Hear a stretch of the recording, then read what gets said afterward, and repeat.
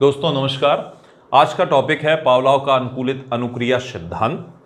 Already इस topic को इसलिए महत्वपूर्ण तरीके से ध्यान देकर पढ़ने की ज़रूरत है क्योंकि बहुत सारे प्रश्न आते हैं। जो प्रश्न आते हैं उन पर भी हम चर्चा कर लेते हैं। कई बार आता है कि इवान बी पावलोव, ध्यान देना इनका नाम आता है, इवान पी पावलोव, इन्हीं का नाम है। अगर कई बार आपको इवान मिल जाए तो किसी और को मत समझिएगा। ये एक नाम शॉर्ट वर्जन में लिखा मिल जाता है कई जगह, आईपी पावलोव। कई बार आता है इनकी ब्रांच क्या है, तो ये शरीर शास्त्री के रूप में जाने जाते हैं। कई बार आ जाता है विषय संदर्भ क्या था, शरीर शास्त्र से संबंधित या फिजिकल साइंस से संबंधित, शरीर शास्त्र से इनका संबंध है। आईवी पावलोव या इवान पी पावलोव का, ठीक है। आता है कि नोबल इन्हें प्राप्त हुआ। कई बार आता है वह मनोवैज्ञानिक बताएं जिन्हें नोबल प्राप्त हुआ है। नोबल के बारे में आ जाए तो किस क्षेत्र में, तो पाचन क्षेत्र में इन्हें नोबल प्राप्त हुआ। अनुकूलित अनुक्रिया सिद्धांत कब दिया, डेट कई बार पूछ देते हैं एग्जामिनेशन, तो 1904 में, याद रखना कब, 1904 में।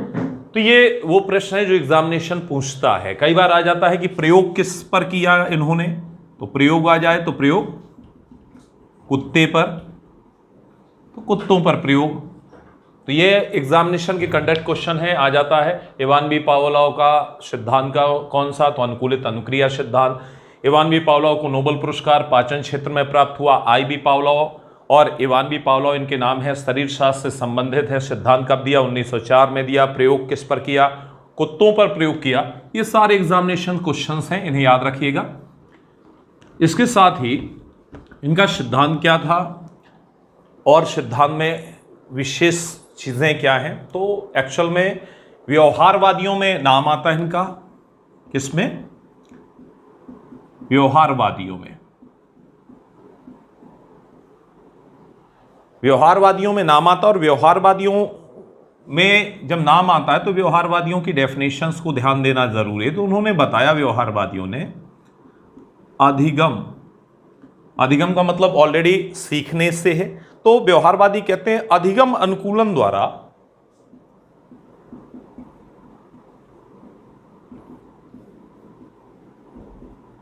आदत, अधिगम अनुकूलन द्वारा आदत को बनाया जाता है।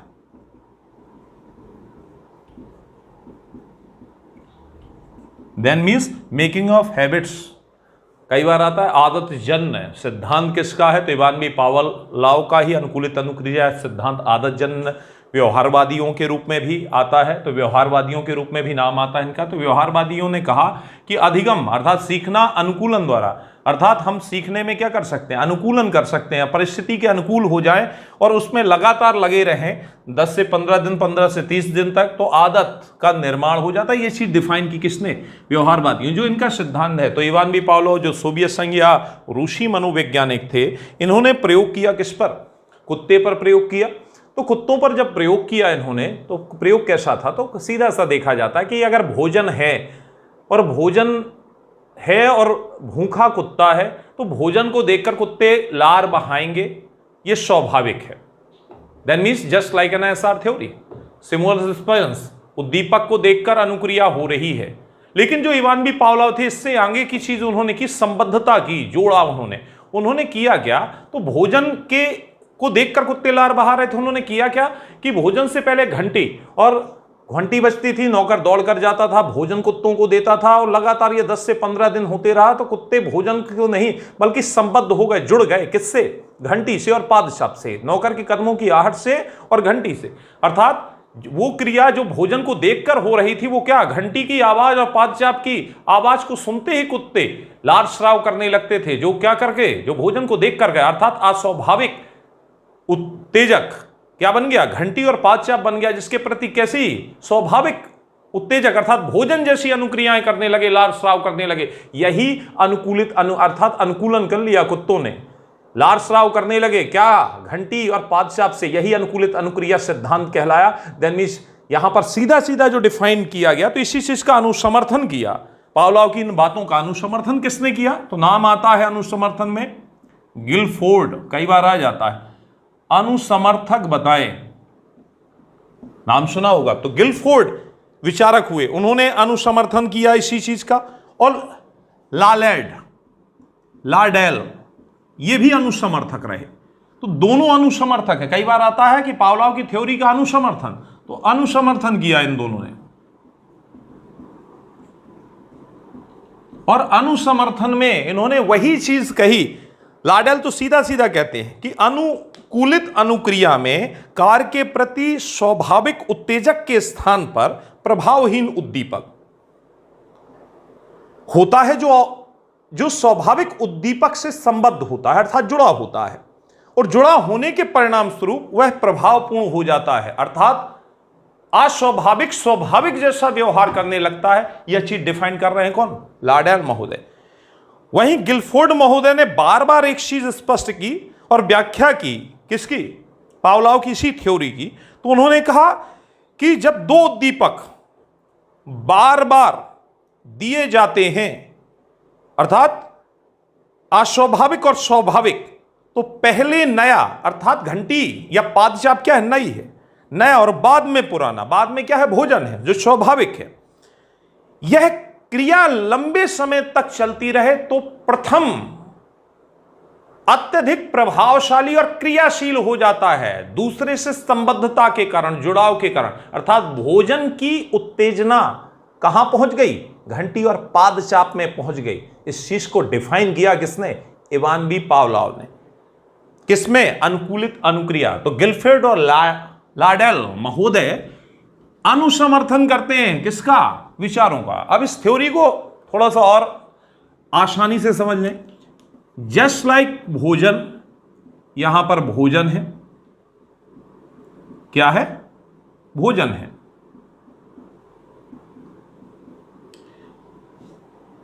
भोजन को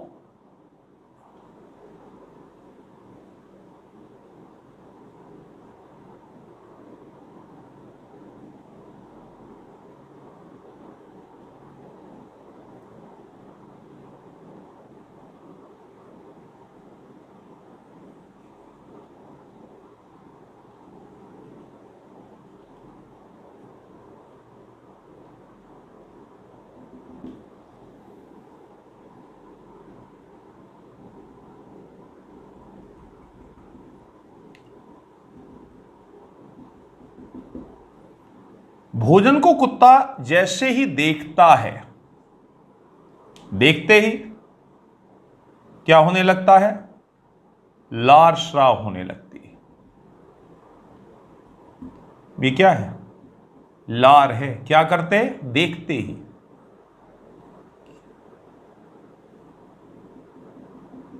कुत्ता कैसा है? तो ध्यान देखना, भूखा है।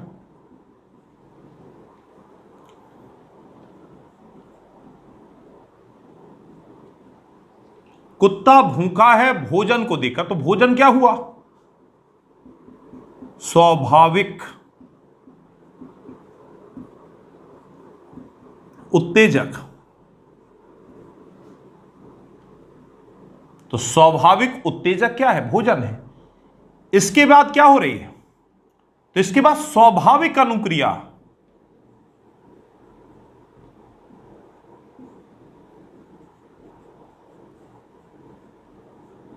और स्वाभाविक अनुक्रिया क्या है? लार का स्राव। ठीक। अब जो थ्योरी है वो थ्योरी क्या है? तो थ्योरी को अगर लें तो इसके साथ क्या जोड़ दिया गया? यह है घंटी प्लस पादचाप। अब हुआ क्या कि जो देखकर हो रहा था, किसे? भोजन को, क्या? लार स्राव की क्रिया। अब होने क्या लगा कि 15 दिन लगातार क्या हुआ? घंटी, घंटी मीन्स क्या हुआ? घंटी है क्या? तो अस्वाभाविक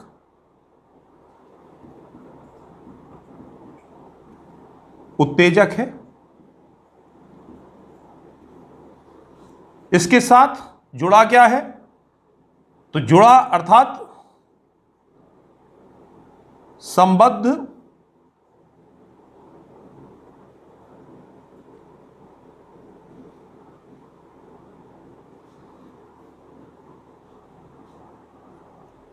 यह संबंध बनाया जा रहा है, संबंध बन रहा है, यह संबद्ध है, जुड़ा है, क्या है? जुड़ा है। क्या? स्वाभाविक। तो जो क्रियाएं स्वाभाविक के लिए हो रही थी वो किसके लिए होने लगी? अब इन आवाजों को सुनकर, क्या करके? सुनकर। किसे किसे? इससे और इससे, या इससे। घंटी को और पादचाप जो अस्वाभाविक लगातार कितने दिन? 15 दिन। 15 दिनों से ये चीज चल रही। तो स्वाभाविक के प्रति होने वाली क्रियाएं किसके प्रति होने लगी? अस्वाभाविक। अर्थात सुनकर अब कुत्ता क्या करने लगा है? लार स्राव करने लगा। क्या करने लगा? लार स्राव। किसके लिए होने लगा? अस्वाभाविक के प्रति। अर्थात क्या बन गई? आदत। किसका निर्माण हो गया? आदत का। क्या कर लिया कुत्ते ने? अनुकूलित अनुक्रिया। किसकी? लार स्राव की। किसके प्रति? घंटी के प्रति प्लस पादचाप के प्रति अनुकूलन हो गया। यही क्या कहलाता है? यही कहलाता है अनुकूलित अनुक्रिया सिद्धांत, जिससे किसका? आदत का निर्माण हुआ। सिद्धांत क्या? अनुकूलित अनुक्रिया। किससे? अस्वाभाविक क्या है? घंटी और पादचाप। स्वाभाविक क्या था? भोजन। क्या था स्वाभाविक? भोजन। किसके प्रति? तो जो स्वाभाविक के प्रति हो रही थी अर्थात देखकर हो रही थी वो बंद होकर अब सुनकर, क्या करके? सुनकर। क्या सुना जा रहा है? घंटी की प्लस पादचाप की आवाज के साथ सुनकर कुत्ता क्या करने लगा? लार स्राव। क्या हो रहा है? लार स्राव। लार बहने लगी। किसके प्रति? अस्वाभाविक के प्रति। यह है अनुकूलित अनुक्रिया सिद्धांत। बड़े आसानी से समझ में आया होगा। अब इस अनुकूलित अनुक्रिया सिद्धांत को नियंत्रित करने वाले कारक कौन से हैं? उन कारकों पर थोड़ा सा फोकस कर लेंगे तो जो यहां भी कंफ्यूजन थोड़ी बहुत बनी होगी, एक तो नहीं बननी चाहिए लेकिन सिद्धांत है, पढ़ा है आपने पहली बार, हो सकता है बन जाए। तो सीधा सा अनुकूलित अनुक्रिया सिद्धांत को प्रभावित करने वाले, सिद्धांत को प्रभावित करने वाले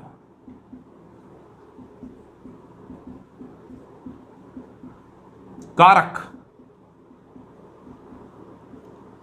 कौन से कारक हैं जो अनुकूलित अनुक्रिया सिद्धांत को प्रभावित करते हैं? तो अनुकूलित अनुक्रिया सिद्धांत को प्रभावित करने वाले प्रमुख कारकों में पहली ही चीज आती है भावनात्मक प्रेरणा।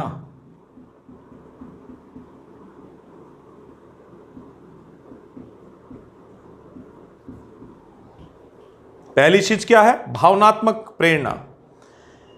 जब यह भावनात्मक प्रेरणा सबल हो जाए, अनुक्रिया अधिक बार हो, तो उत्तेजना तथा अभिप्रेरणा के बीच जितनी अधिक सबलता होगी, अभिप्रेरक उतनी ही जल्दी स्थायी हो जाएगा। अर्थात आपने देखा था जो घंटी थी, क्या थी? घंटी। इसके तत्काल बाद क्या था? भोजन। तो भूखे को क्या चाहिए? भोजन। तो भोजन के कारण घंटी में क्या आ गई? सबलता। अर्थात जो भावनात्मक प्रेरक बन गया वो क्या बन गया? वो बन गया घंटी। दैट मीन्स इस घंटे से प्रभावित होकर अनुकूलन आ गया किसमें? कुत्तों में। दूसरी चीज अगर आप देखें कि ये चीजें हुई क्यों, तो इसलिए हुई क्योंकि उद्दीपकों की पुनरावृत्ति हुई है। किनकी? उद्दीपकों की क्या हुई? पुनरावृत्ति। देखिए सीधी सीधी सी चीज है, आदत निर्माण के लिए क्या जरूरी है? पुनरावृत्ति। बार बार आपको ऑलरेडी बताया मैंने, 15 दिनों क्या चला? अस्वाभाविक। अस्वाभाविक में क्या था? घंटी थी। उसके तत्काल बाद क्या था? भोजन। ये क्या है? तो ये अस्वाभाविक है और ये स्वाभाविक है। और जब ये लगातार इसकी क्या होती रही? पुनरावृत्ति होती रही, तो कुत्ते संबद्ध किससे हो गए? तो भोजन जो स्वाभाविक था उसकी जगह किससे? अस्वाभाविक से। क्या हो गया? वो संबद्ध। तो मैकेनिज्म, आदत, हैबिट्स का निर्माण करने के लिए तो उद्दीपकों की क्या करना? बार बार पुनरावृत्ति अगर आप कराएं तो अस्वाभाविक के प्रति स्वाभाविक जैसी अनुक्रियाएं, अर्थात स्वाभाविक उत्तेजक का स्थान अस्वाभाविक ले लेता है यह चीज। और इसी चीज को बाटसन ने भी बताया कि चीजों को बार बार करिए, बार बार दोहराइए, और दोहराने से अस्वाभाविक के प्रति, जैसे आपने देखा है एक दिन टीचर छड़ी चलाता है, दूसरे दिन छड़ी चलाता है, तीसरे दिन सिंबॉलिक छड़ी उठा ही ले तो बच्चे भयभीत हो जाते हैं, डरने लगते हैं। इस चीज को डिफाइन किया किसने? क्योंकि बार बार उसकी क्या है? लगातार उसकी पुनरावृत्ति होने के कारण। अब आज उसने मार नहीं लगाई बच्चों को, ध्यान देना, मार नहीं भी लगाने पर प्रतिक्रियाएं कैसे होने लगी? वैसी ही होने लगी जो स्वाभाविक स्थितियां थी, अर्थात छड़ी का लेना ही उसे बच्चों को भयभीत कर गया है। इस चीज को डिफाइन किया किसने? वाटसन ने। साथ ही तीसरी चीज आती है प्रभावित करने में, अनुक्रिया प्रभाव। ध्यान देना, अनुक्रिया प्रभाव क्या है? कहा गया अस्वाभाविक के प्रति स्वाभाविक जैसी स्थितियां कब आती हैं? जब अनुक्रिया कैसी हो, अर्थात अवास्तविक, अस्वाभाविक के तत्काल बाद जो क्रिया हो रही है वो तत्काल बाद हो और उससे ज्यादा प्रभावशाली हो। जैसे यहां जो घंटी है, ठीक, ये तो क्या है? अस्वाभाविक है।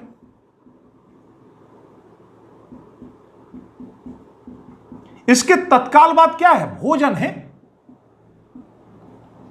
अर्थात ये क्या है? ये स्वाभाविक है, साथ ही सबल है, साथ ही प्रभावशाली है।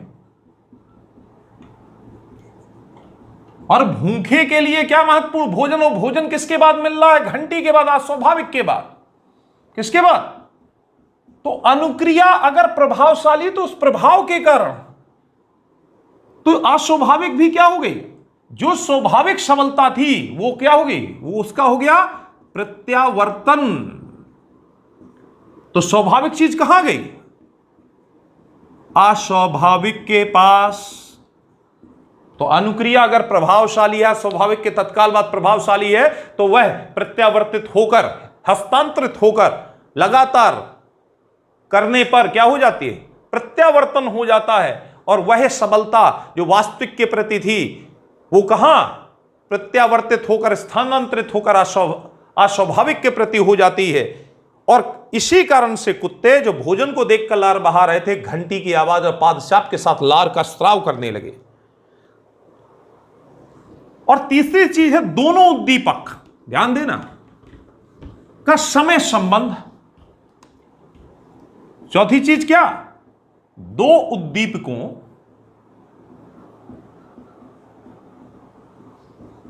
का समय संबंध।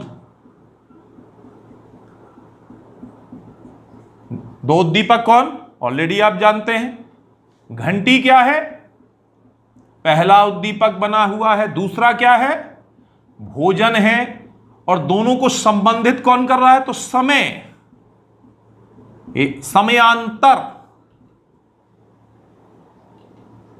कैसा है? बिल्कुल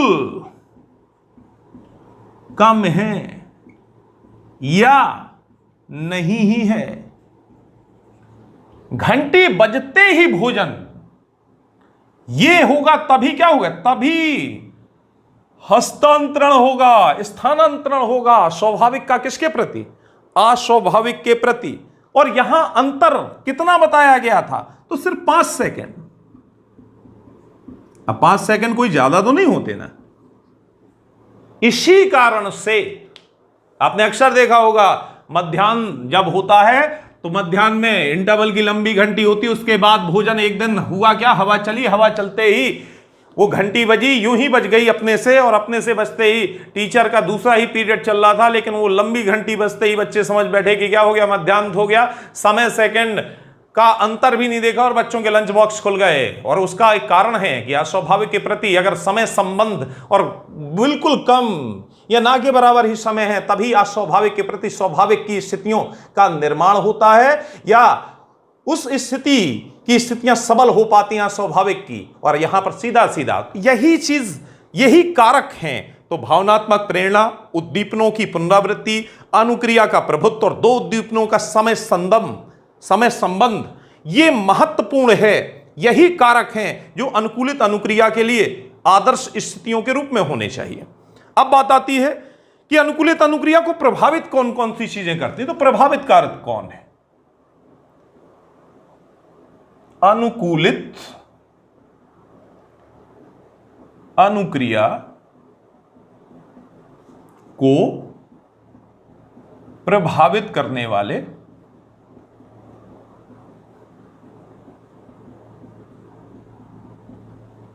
कारक कौन सी चीजें प्रभावित करती हैं? तो अनुकूलित अनुक्रिया को प्रभावित करने वाले कारक इस तरह से है। अभिप्रेरणा, यही एक कारण है। एक शिक्षक अभिप्रेरित करता है।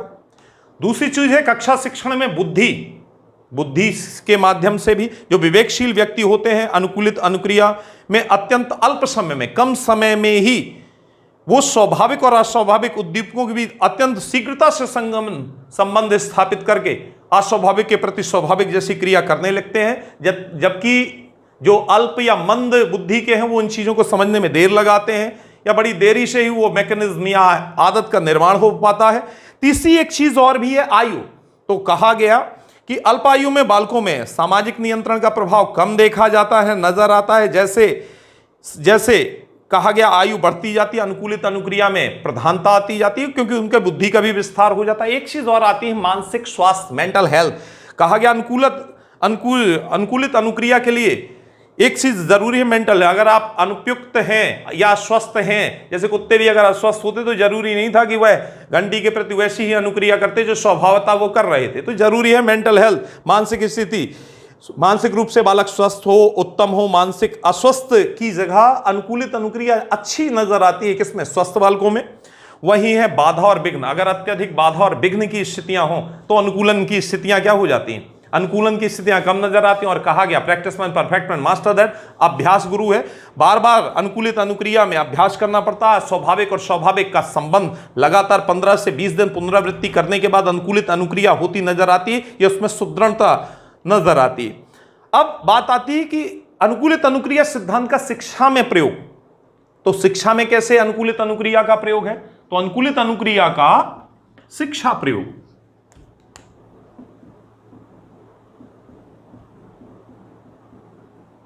शिक्षा प्रयोग, एज अ टीचर आप इसका कैसे प्रयोग करेंगे?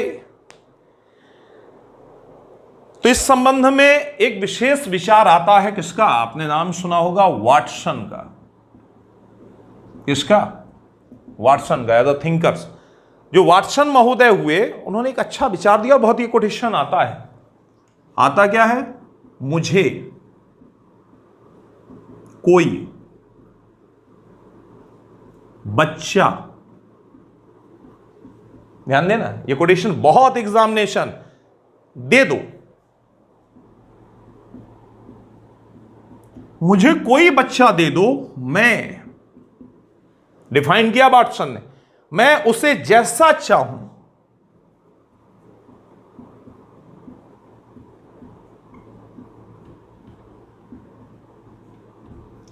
मैं उसे जैसा चाहूं वैसा बना सकता हूं।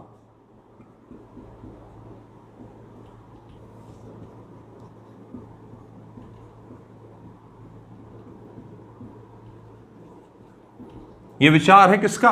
वाटसन महोदय का। तो वाटसन ने सीधा सीधा कहा मुझे कोई बच्चा दे दो, मैं उसे जैसा चाहूं वैसा बना सकता हूं। और यह बनाने का काम किसी का है तो किसका?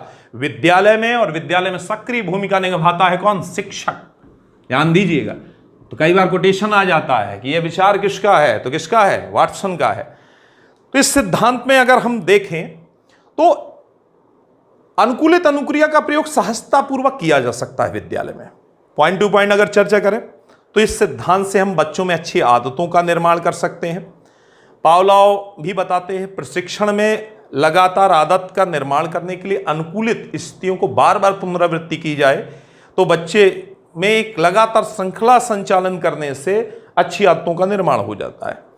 इसके साथ साथ यह भी बताए अभिवृत्ति विकास के लिए शिक्षा में इसका प्रयोग किया जा सकता है। अक्षर ज्ञान, अर्थ सिखाने के लिए सिद्धांत प्रयोग किया जाता है और खूब किया जाता है।